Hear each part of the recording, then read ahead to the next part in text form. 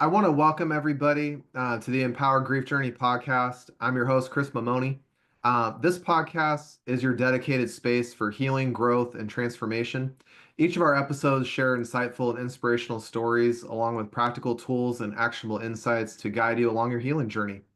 Together, we'll explore the hidden gifts, lessons, and blessings inside grief and empower you to reclaim your life and create an inspiring future. Today, I'm very happy and very excited, by the way, because I get to introduce a awesome Aussie friend of mine that I met last month. She's a wonderful, awesome lady with a beautiful story for you guys about grief, and she has gone through a huge transformational process of her own. And so I'm really excited to introduce you guys to Tanya. Tanya Bonner is a mindset and accountability coach dedicated to empowering women to break through their self-doubt and step into their full potential. With over 20 years of experience, she has helped individuals transform their lives through self-awareness, resilience, and action. As the creator of the Empowered Framework, she guides women to elevate their mindset, embrace their purpose, and take ownership of their journey. Featured on 7 News and published for her personal transformation stories, she now shares her insights on mindset, empowerment, and personal growth. So, with further ado, I want to introduce Tanya. Hi, Chris. How are you? And how is your beautiful community that's listening as well? It's so wonderful to be here in the space.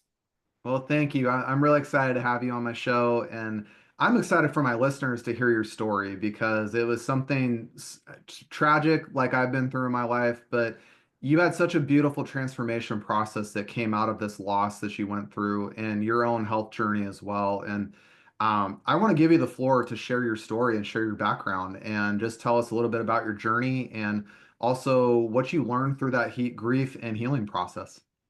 Yeah, awesome. I'm happy to share. So I've had, I suppose, I've had lots of challenges in my life, I suppose. That's one way I would describe, and lots of challenges that have helped shaped me to be the person who I am today.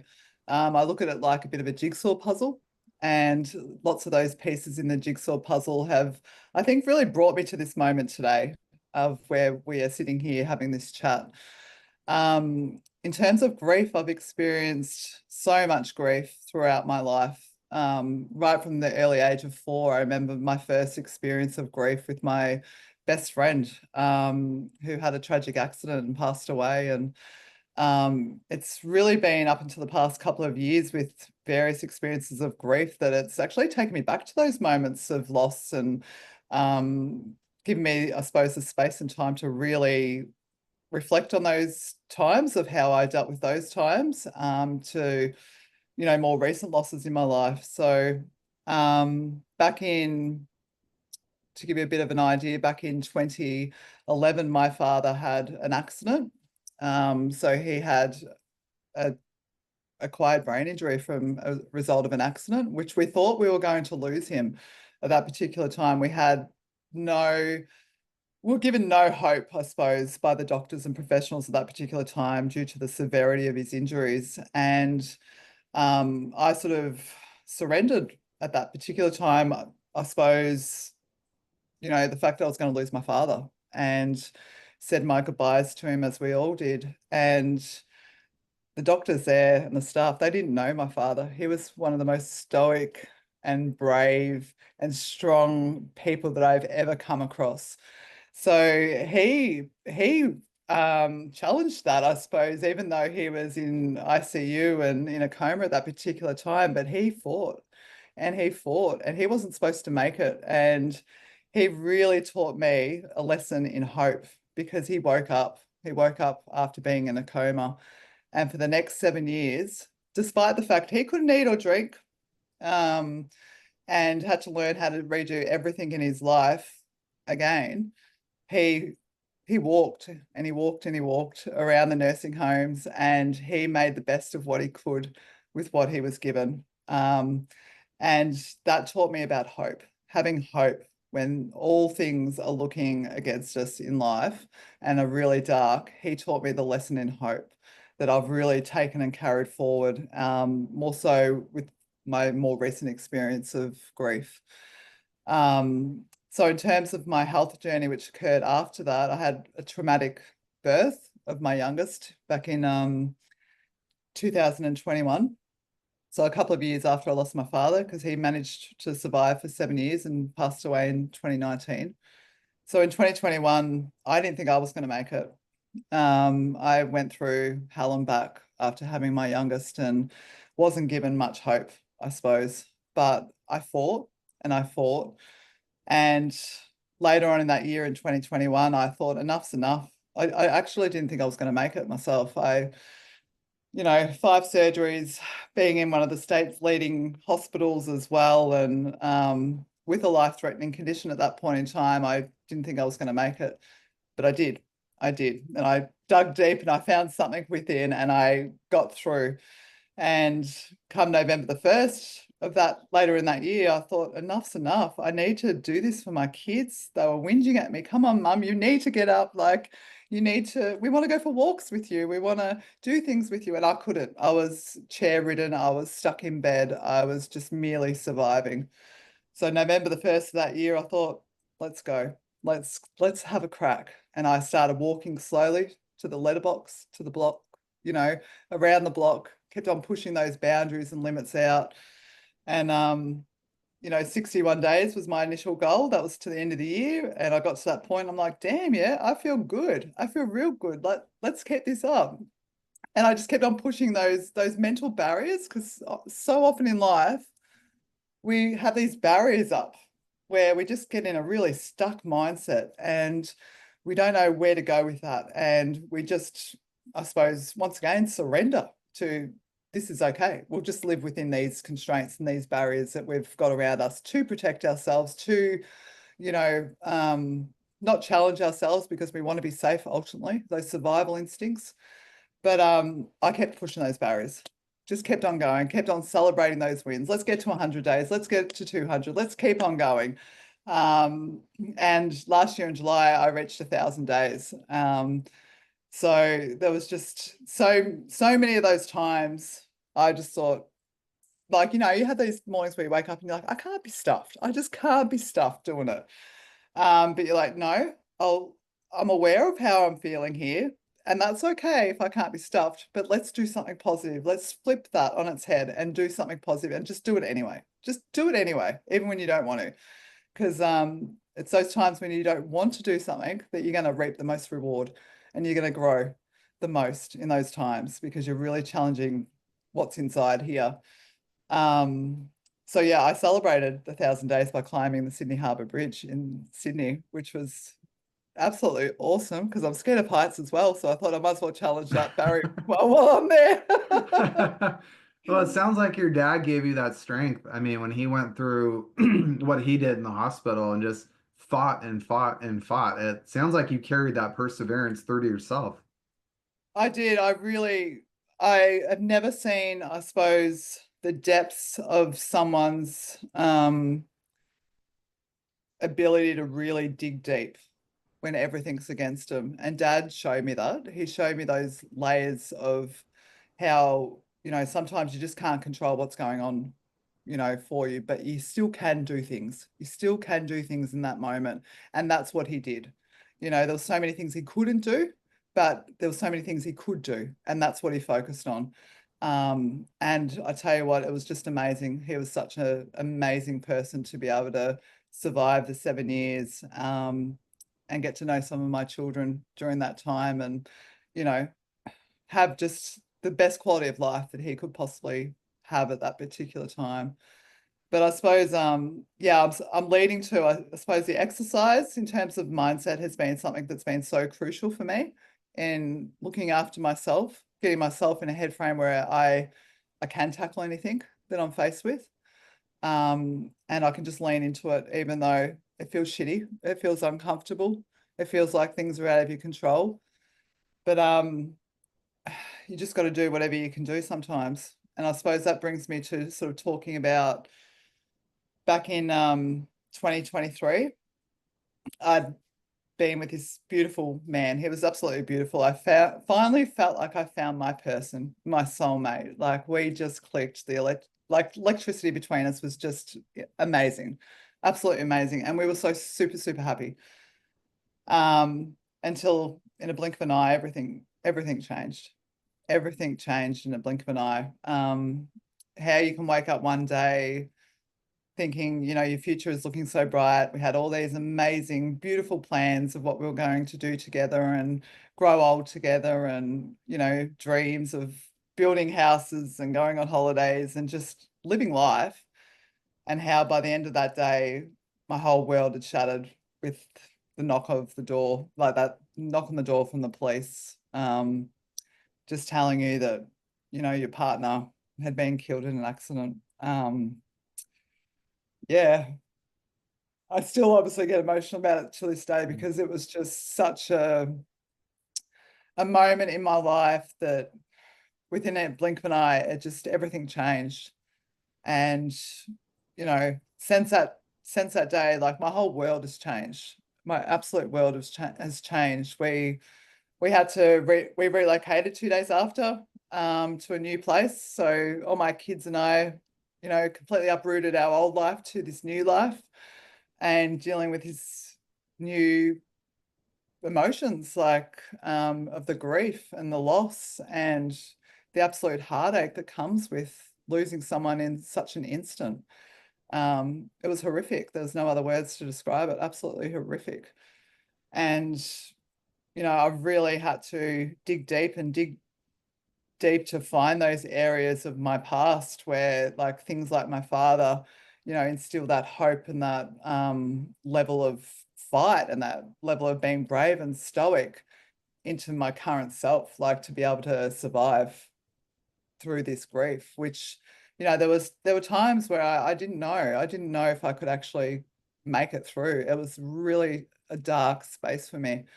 But I often talk about it. It was like climbing through the trenches, crawling through those trenches in life, those really dark times, and just crawling until you can actually stand again. That's what the journey's really felt like. And I've learned so much throughout that journey. I've learned that sometimes you have to get comfortable with the uncomfortable, that you have to show up.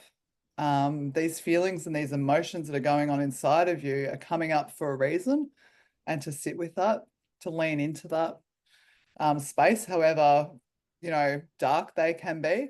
So I've really wanted to sit with my grief, and I've allowed myself time and space to be able to sit with my grief and sit with those emotions that grief brings, I suppose.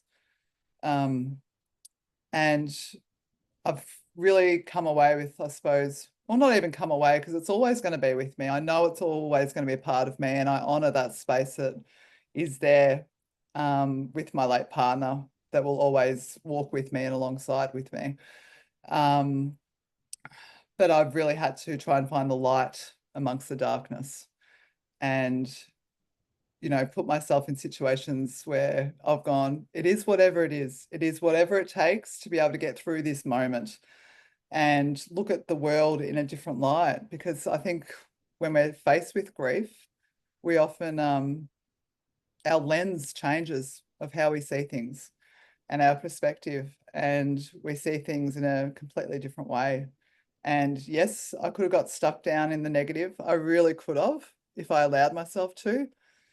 Um, but I felt so privileged with the village of people around me that came to love and nurture me, of complete strangers that I encountered that um, gave me their pearls of wisdom as well along the way, that I was so grateful for.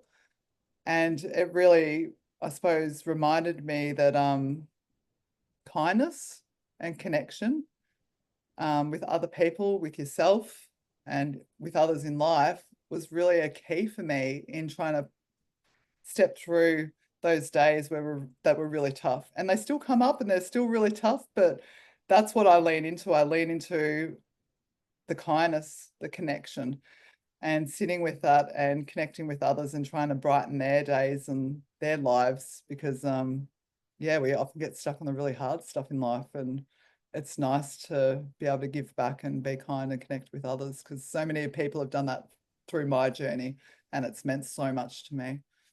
It really Tell has. me, I didn't mean to interrupt you. I wanted you to share the story that you told me when we first met. There was something that showed up on your doorstep randomly that you needed, and you like, I don't remember if you said you couldn't buy it or afford it at the time, or just you couldn't get to it. But somebody dropped this thing off on your porch and you were just like, how was I asking for this? And it just showed up. If I've had, you oh, could elaborate on that and share that with everybody. That was a cool oh my story. God, Chris. I've had so many things like the universe has just given me. It's just been unbelievable.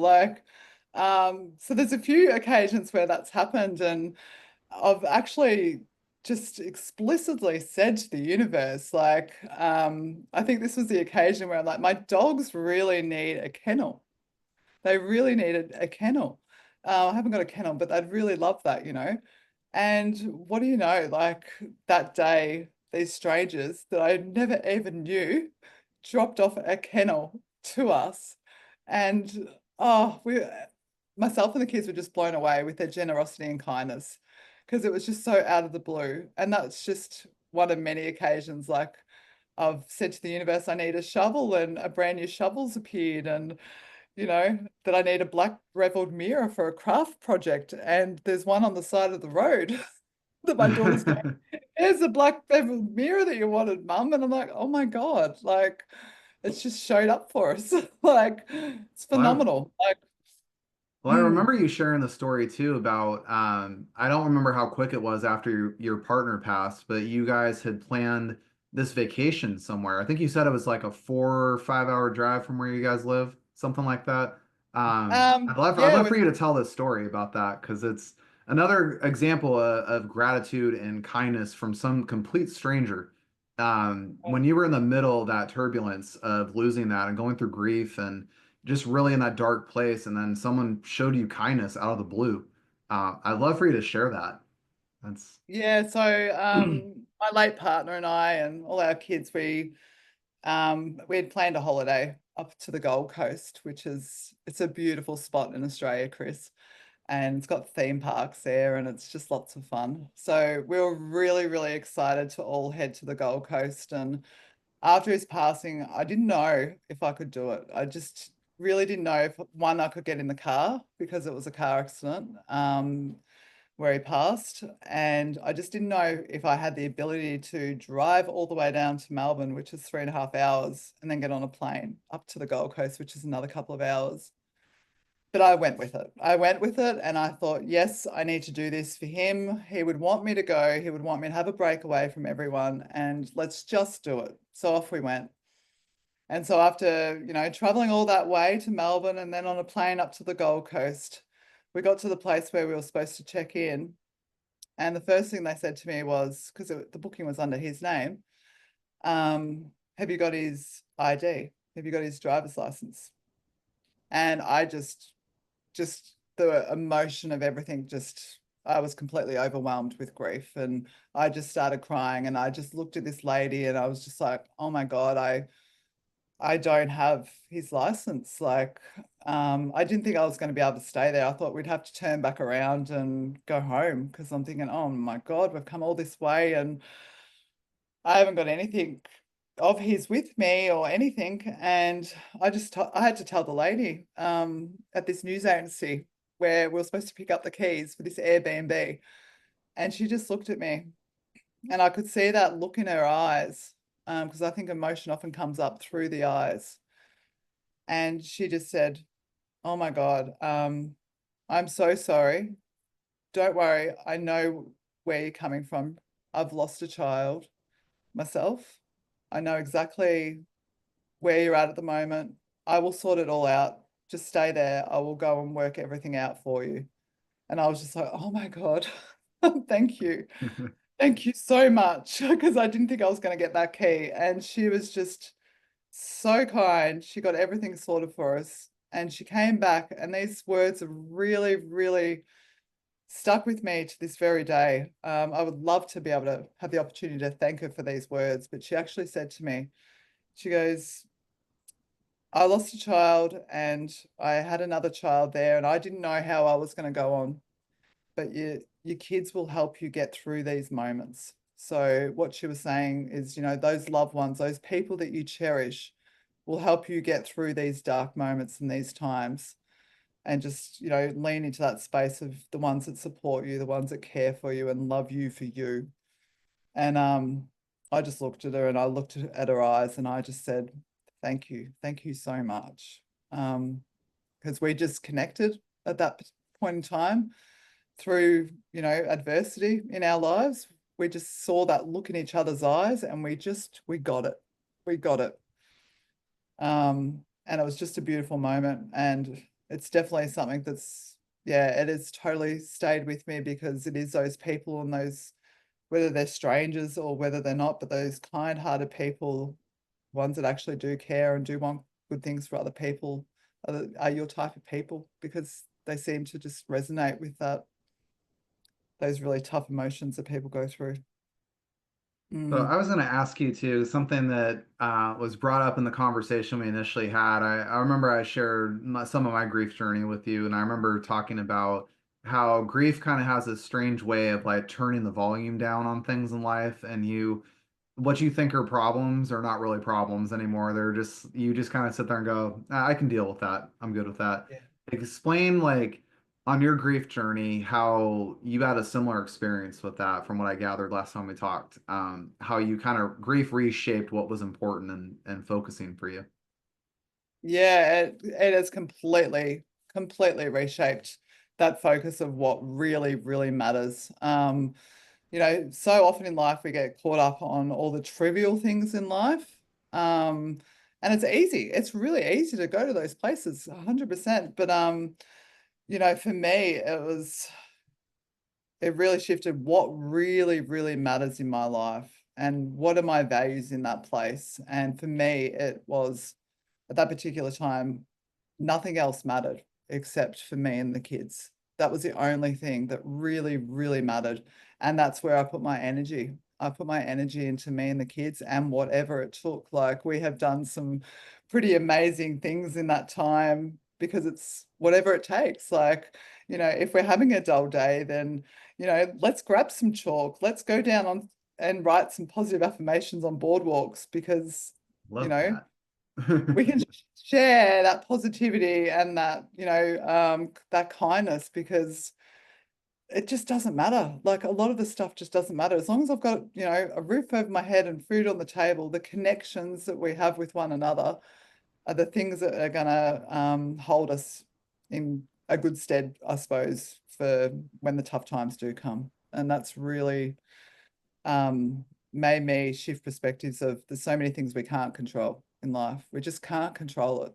So don't focus on that stuff. Like focus on what you can do, like what you can control. And like even when I had my knee operated on back in December, Chris, I was so determined in my mindset that yeah, this is I know it's a setback, like I get that. Like I love my exercise. I exercise daily. It's a setback, but it's only as big of a setback as I allow it. So I can still do things. I can still like progress forward, even though my knee can't really do much at that particular time. There's so many other things I could do. So let's lean into that. Let's lean into the things that we can do. And, I was like, well, I'll just do, bicep curls and do core exercise, you know, I love. just not get stuck down with the heavy weights that life can often bring.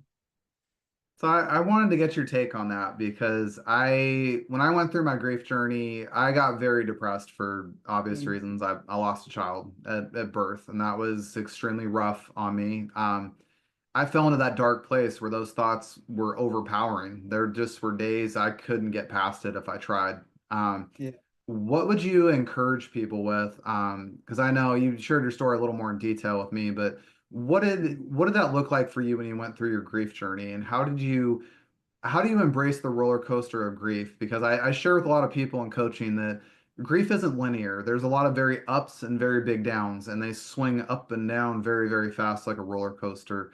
What was your experience with that? And if you could share on this too, what would you share with somebody who's in those early stages of grief, like you and I have been in, as far as what they can expect and how to work through that? If you have some tips, you'd be willing to share on that. Yeah, it's an absolute roller coaster, isn't it? There's only that way to describe it. Some days are good, some days are really shit. Like they're really shit. Yep. Um, I was reflecting on this morning actually, because in those early stages of grief, yeah, it was dark, mate. It was really, really, really dark. And I don't know, like I was at that fork in the road where I didn't know if I could actually get through this. The pain was that intense inside, that it was so hard to be in my own body at that particular time. And I really, really felt like I was actually, um, that pivotal moment where you're in a car and, you like in the pathway of life, really, I suppose, and you can choose to go this way or you can choose to go that way. I was really at that crossroads in life where, yeah, I could have easily just given up on it all, because it wasn't a good place to be. I had PTSD anyway, and like prior to my partner's accident, so this further compounded my PTSD and my anxiety, panic attacks, nightmares, all those really, really tough things to deal with. The sleep was all over the shop. Um, but I had one thing that I wanted to do each day. It was my exercise. I still did that. I got up even the day after his accident and I got up and exercised. And I cried. I bawled my eyes out through the whole fucking thing. But I still got up and I did the exercise. There were days where I couldn't really, that was the only thing I did. I couldn't do anything else. I couldn't function and do anything else. But I think the important thing in those times when stuff is like life is really tough and you're really, really feeling it is just to feel it. Just feel it. Just go and do what you need to do, whatever it takes. And, if you need to go and have a sleep, go and have a sleep. If you need to, have your own time, go to the beach, go to your happy place, go to that place, go and lean into what you need to do for you. Because there is no right or wrong. There is no rule book around how we manage grief and what each individual person needs to do. But having the time to sit with it, I think for me has been a real key.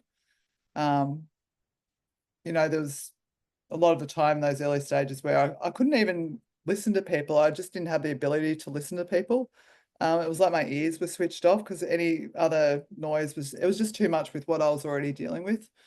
So I would have those moments where I just, shut myself away in my room and listen to music or just sit in peace, sit in the quiet of my own mind and my own thoughts.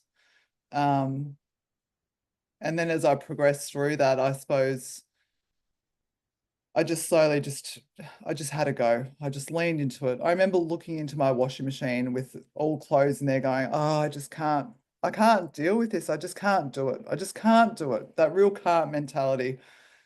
And then I just a few deep breaths and just one piece of clothing at a time. Just pull one piece out at a time. Walk away if you need to. But it was just doing whatever it needed to take. It was such a big motto of mine because some days I just didn't care. I was just merely surviving. I was just like, whatever, I'll just go for a walk. I'll just connect with family and friends. I don't care about the housework or, being here or there. I just need to do what I needed to do at that time. And I dug deep. I've done so many random different things in that time because it's like, why not? Like, why not just, I've got nothing, literally, I felt like I had nothing to lose. And, there was times where I'm like, I'm just going down to the beach and I went into bodyboarding or I just walked into the ocean and just put my head under 3 times just for some cold water therapy and, just to lean into whatever I needed to do. But I suppose after that moment as well, it was really important for me to honor his memory and what he would want to do. And I knew different goals that he wanted to do and different things that were important to him.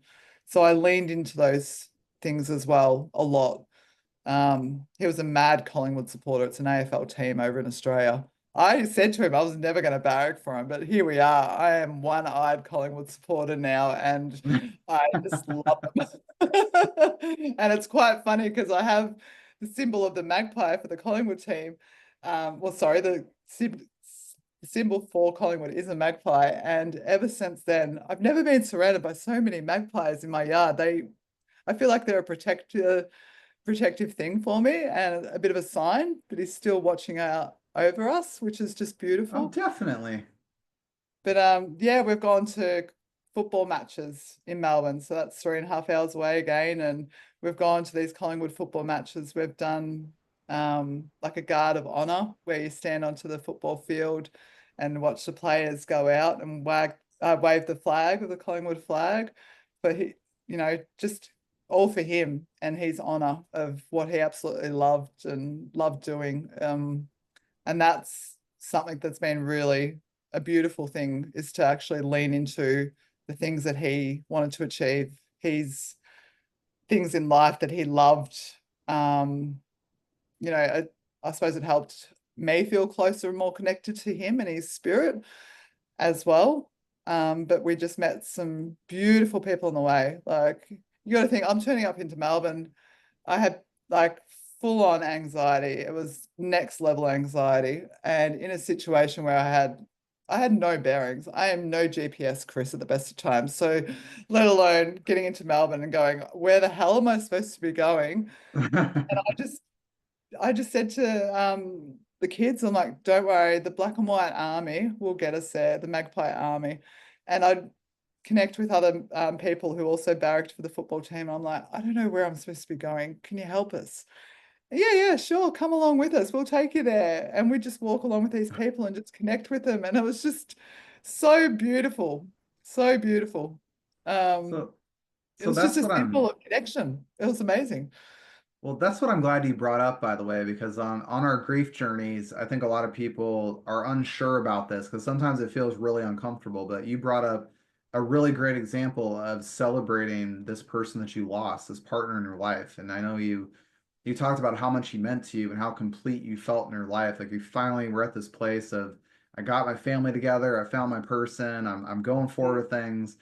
Then all of a sudden you lose that person, and all of a sudden the whole world changes. And Oh, yeah. I say in my coaching to people that grief is a gateway to personal transformation, meaning that who you were before that happened is a person you're never going to be again. And No. it's like this divide between this old self and then this new person over here. And how do we get Mm, there? And so you shared a beautiful story that I'm glad you shared today, which was celebrating his life by going to these games. And I mm, loved how you shared perseverance because I know when you first shared this story with me, I know we both got emotional on the Zoom, but you mm. shared a lot about how much anxiety you had, how much Yeah. trauma, and how triggering that was to Mm, do these things. And yet you still fought through it with adversity because your dad really taught you from the start, don't give up. Don't focus on that thing over there. You always can be going over here.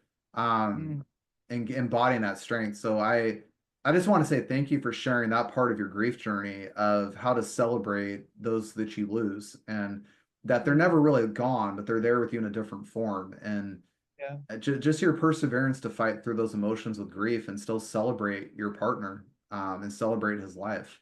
It's beautiful. Oh, I think it's the only thing I've got the ability to do now with, and you're so right. There is a real line in the sand, isn't there, of before and after, and what life was like before and what life is like now. And, I've only really got that ability to be able to celebrate him as a person because I just think he was awesome. And, you know, and it's a way, I suppose, that I also feel connected and closer to him spiritually as well.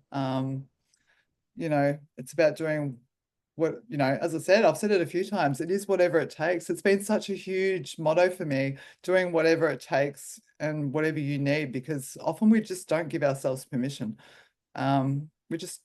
We don't, and it's okay to. And I think that's just such a great step forward if you can go, it's okay for me to feel this way. It's okay for me to do what I need to do for me to be able to get through this next little, part in the roller coaster that it really is. I wanted to get your take on something because I got told a lot through the losses I went through. Mm, I watched my grandfather die in my arms. I had lost my child. I had a lot of people say things like, "Life goes on, and you got to learn to move on, and you got to learn to keep going forward."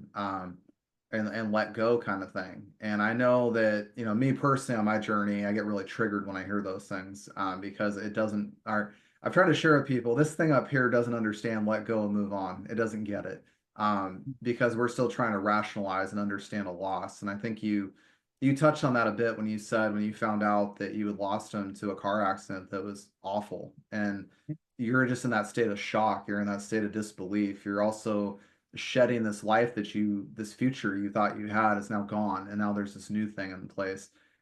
Do Yeah. how would you describe in your words your experience of, do you adopt the mindset of moving forward instead of letting go and moving on? That place of just moving forward, and what does that look like for you on your journey? Isn't it like I so resonate with what you've just said because it's so often the words that other people give you, isn't it? Life will go on.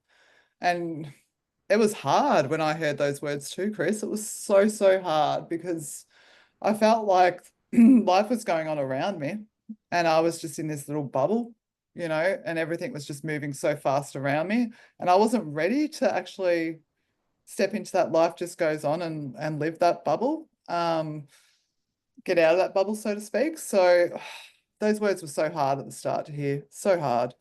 I didn't want it to go on. I didn't want life to go on. I wanted what I had. Yeah, I felt robbed of what I had. So to have that thought of life will go on, it's like, oh, I don't want that at the moment. I don't know what that looks like. I don't know what that's going to mean for me.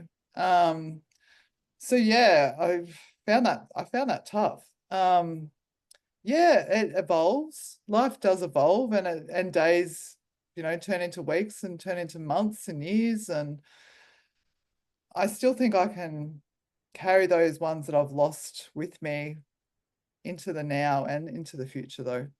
Um, I don't want to let go of the things that I've learned along the way. I think I can take them with me into the future to, and I have to transform me into a better person and to make me stronger and more compassionate towards other people as well. I think I've experienced these things um, for no reason whatsoever. I don't know why the universe has given me um, these things to deal with, to these little lessons in life. I know I don't think I'll ever will really fully understand that because it doesn't make sense.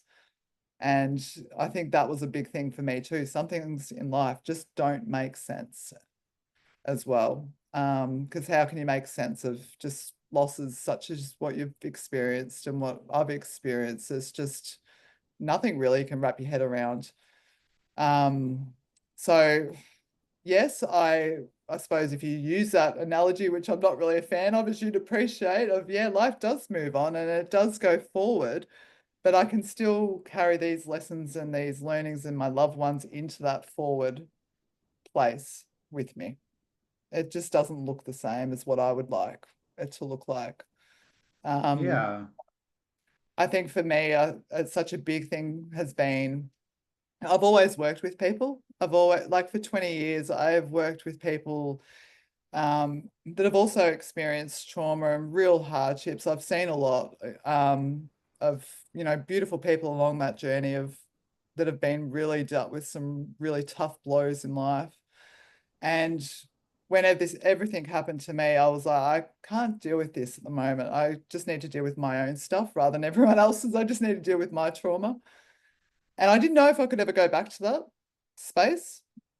But throughout this journey, I've also realized that passion, that burning desire that I have deep within to go, I really, really need to be there to help other people shift the goalposts in life, that, yeah, shit, we can't control some of this stuff that actually happens to us, but we can do something about it for us, whatever that may be and however that may be. So that's, I suppose, last year I really realized that on a deeper level after doing lots of work with, you know, how I was at that particular time. And I thought, I still need to help people. I feel the calling to help people even more so than what I did 20 years ago when I started working in the field. I found my purpose, my go-to. And I thought, you know what? As much as life has handed me all this shitty wrapping paper, as you call it too, and I really resonate highly with that, I can still help other people.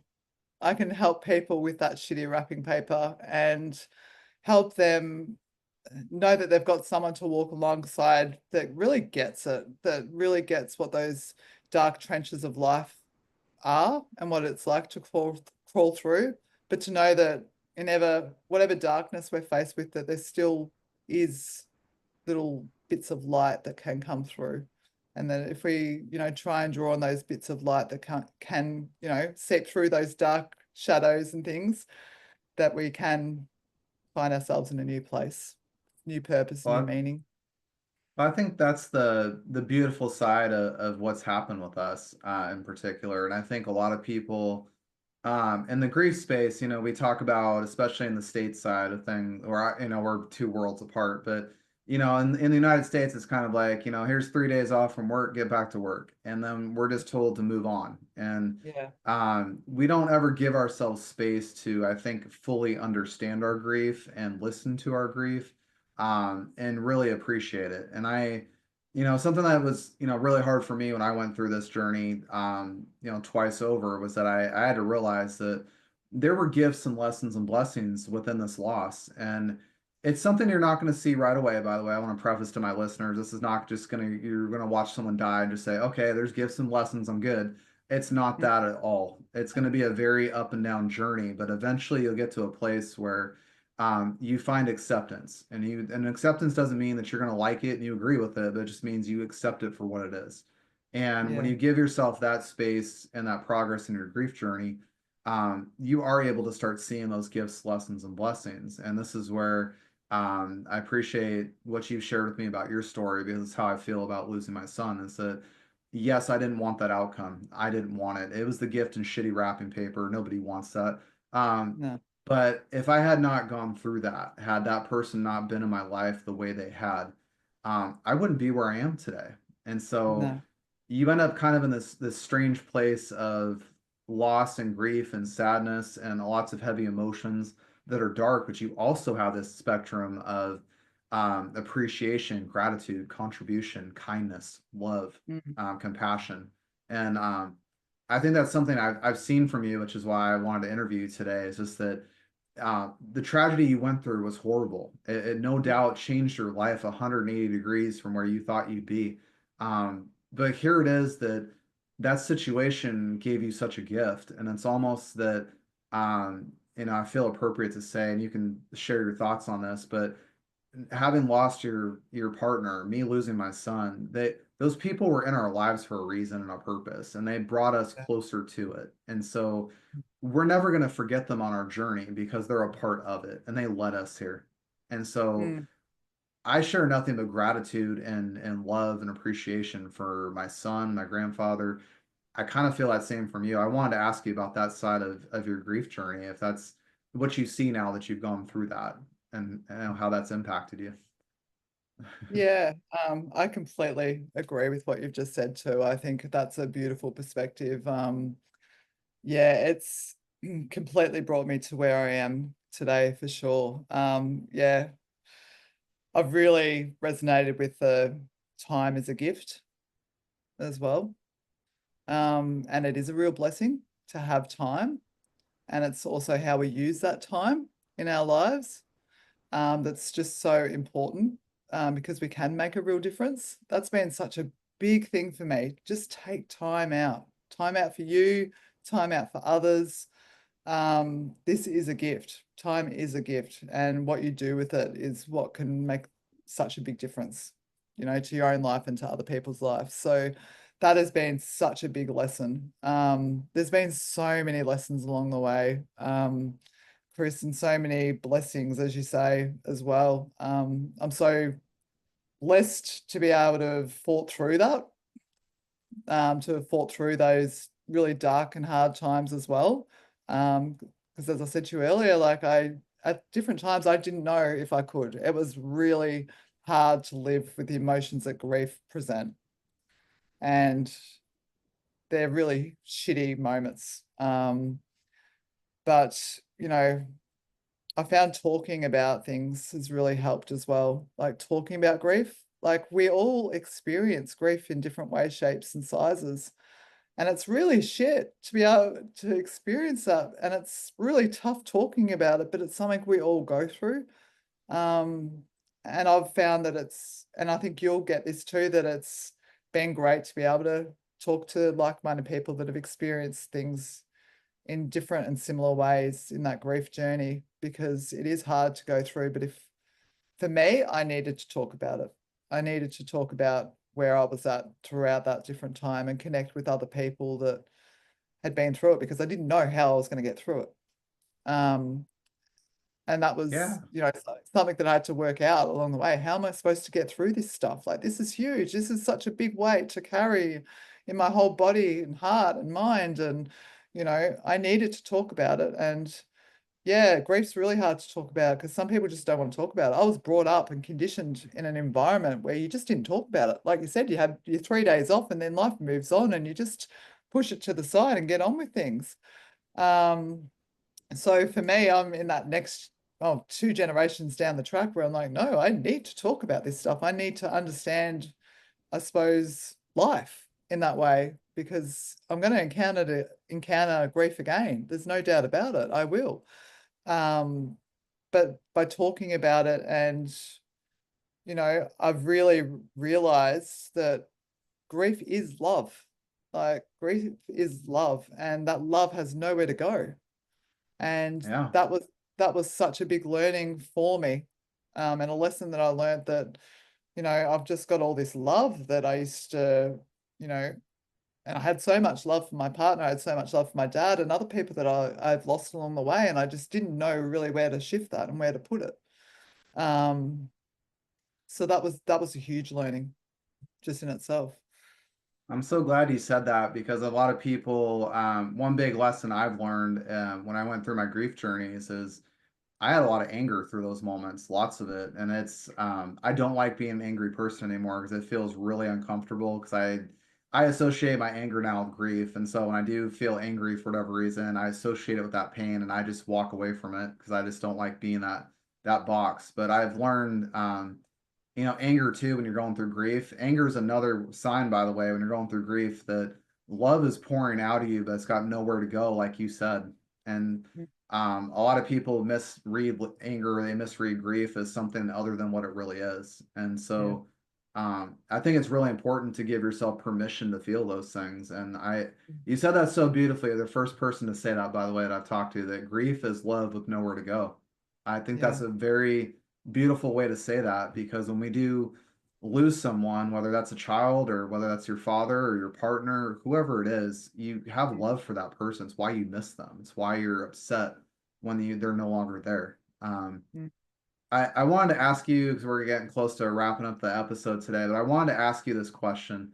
Um, for somebody that's going through grief right now, that's early on in the process, that may have lost a family member or a loved one of whatever nature, what are some little bits of advice you could give them for their healing journey, for their grief journey? What's something that you would want someone to say to you in that moment that would help you through that process?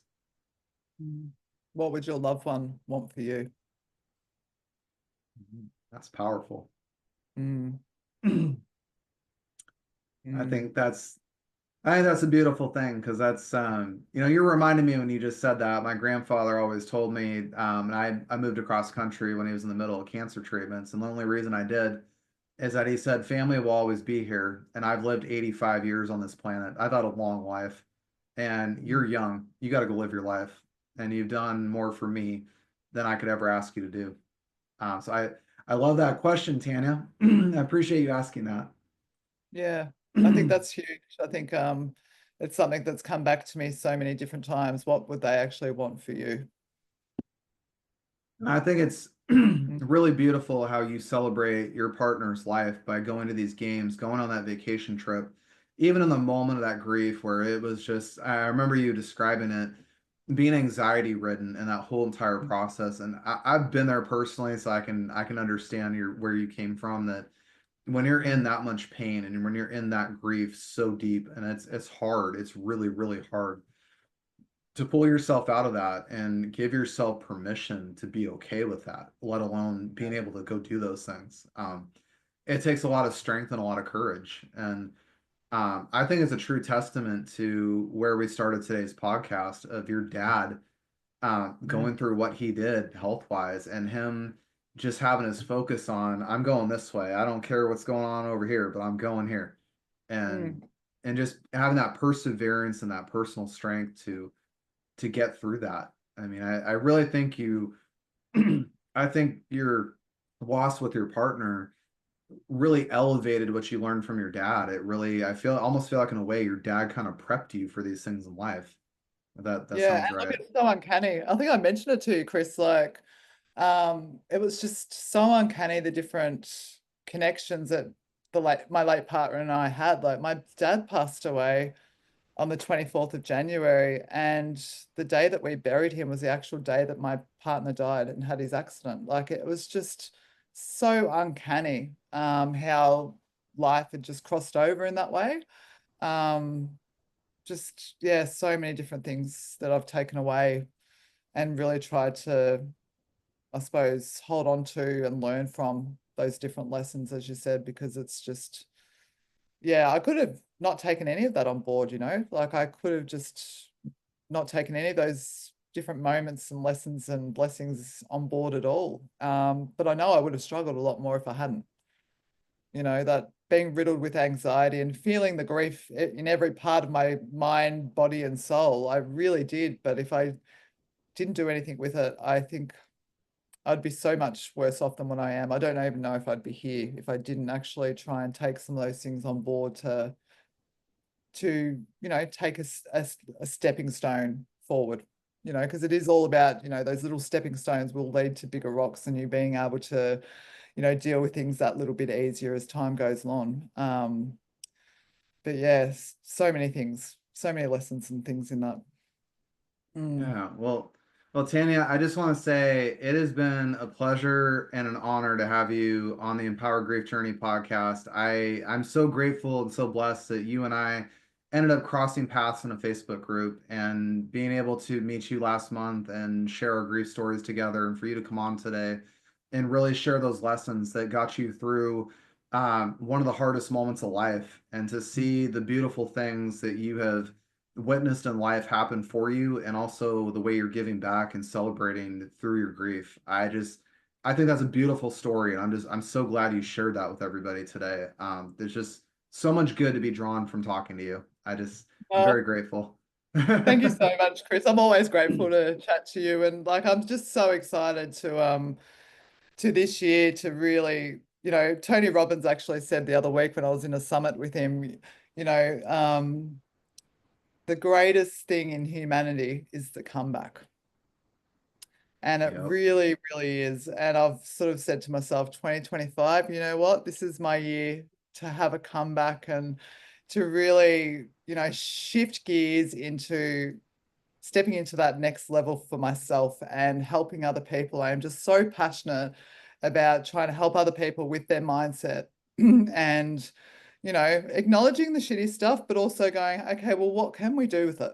What can we do with that Mhm. shitty stuff excuse me, to be able to help you in living a more fulfilled life in whatever way that looks like. So I'm so excited to be able to step into that realm and, you know, and do that mindset coaching with others because, I really have a strong belief, an unshakable belief, not only in myself, but in other people that we can shift from those really dark times into the light.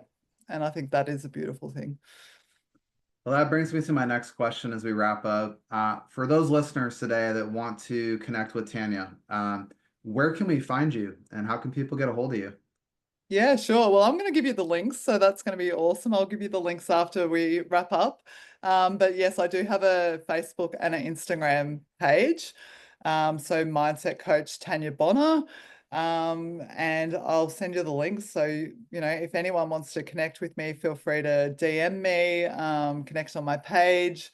I love connecting with other people and hearing their story. I just absolutely love it. And I'm so passionate to be able to help other people to transform their lives as well. So, Well, I love it. Well, it's been a real pleasure today. I want to let everybody know this episode is going to go live here probably in the next week or so on my pages. So I'll be sharing the links with that along with Tanya's links to her websites and social media so you guys can get in touch with her.